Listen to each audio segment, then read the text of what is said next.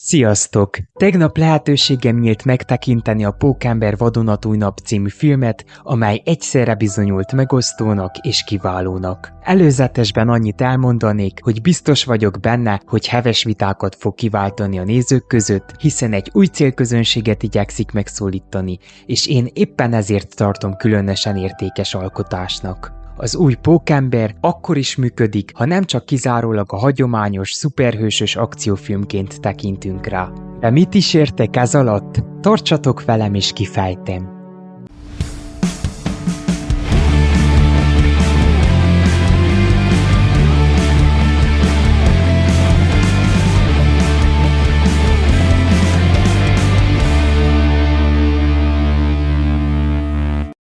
Hazudnék, ha azt mondanám, hogy nem voltak elvárásaim a filmmel kapcsolatban. Az elmúlt 6 évben ugyanis a Marvel filmek többsége inkább csalódást okozott a számomra. Úgy éreztem, hogy a készítők jóval nagyobb hangsúlyt fektettek a látványos akciójelenetekre, mint a forgatókönyvek kidolgozására. Természetesen akadt néhány üdítő kivétel, de nálam nem az dönt egy szuperhős film értékéről, hogy mennyire hülyen adaptálja a képregényeket, vagy mennyire csavaros a története, hanem hogy az izgalmas akciójeleneteken túl képes-e érvényes, elgondolkodtató mondanivalót közvetíteni. Továbbá a karakterek kellően árnyaltak-e ahhoz, hogy egy átlagos mozilátogató is azonosulni tudjon velük. Valamint a készítők úgyis közelebb tudják-e hozni a karaktereket a nézők szívéhez, ha az adott szuperhősökkel korábban még sohasem találkoztak.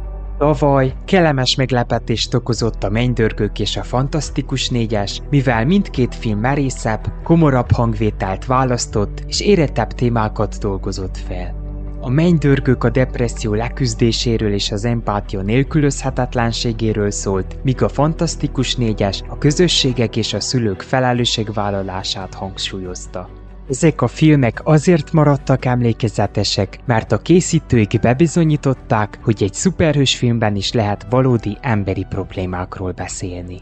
Úgy érzem, hogy a Marvelnél végre felismerték, hogy a puszta látvány önmagában már nem garantálja a sikert. Érdemesebb inkább bátran nyúlni a komolyabb témákhoz, és olyan helyzetek elé állítani a hősöket, amelyekkel a hétköznapi emberek is könnyen találkozhatnak. Ennek köszönhetően pedig nem csak a műfaj rajongói tudnak majd kapcsolódni a filmjeikhez, hanem azok a személyek is, akik egyszerűen csak szeretnének néhány órára kiszakadni a mindennapokból.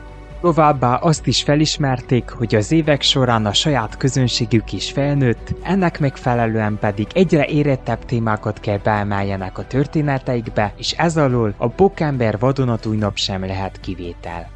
Film legnagyobb pozitívuma, hogy visszanyúl a klasszikus történetmeséléshez. Világosan elkülönül benne az érzelmi szál, amely végig a cselekmény gerincét adja, és a 3-4 nagyobb akciószekvencia, amelyek nem öncélú látványosságként szolgálnak, hanem a történet ritmusát erősítik, és valódi tétet adnak a szereplők küzdelmének, így a nézőnek is van miért izgulnia. A filmben Pókember karaktere végre valódi problémákkal szembesül. A várost fenyegető ellenségeit jól tudjuk, hogy eddig is valamilyen módon sikerült legyőznie, az új filmben viszont önmagával kell szembenézzen.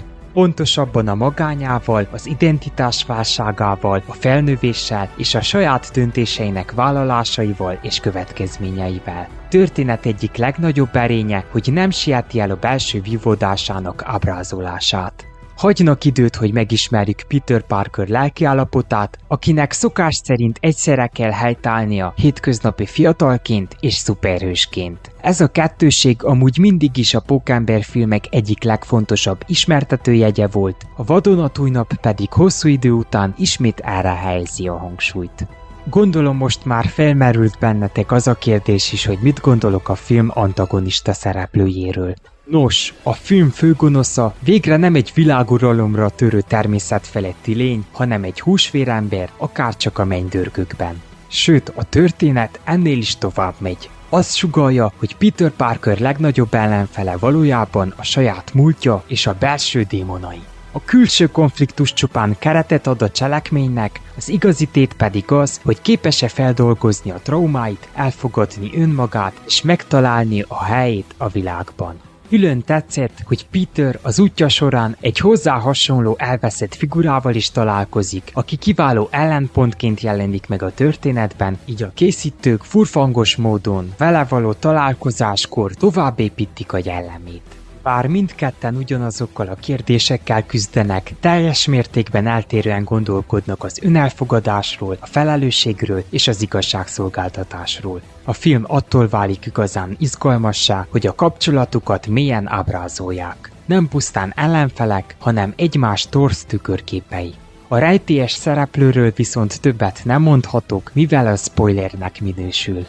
Én ennél többet nem szeretnék elárulni a történetből, de annyit érdemes kiemelni, hogy a Pókember vadonatújnak központi témája alapvetően az említett identitásválság. A szuperhős film attól válik igazán emlékezetessé, hogy a felvetett témát nem csupán felszínesen érinti, hanem kellő mélységben ki is bontja.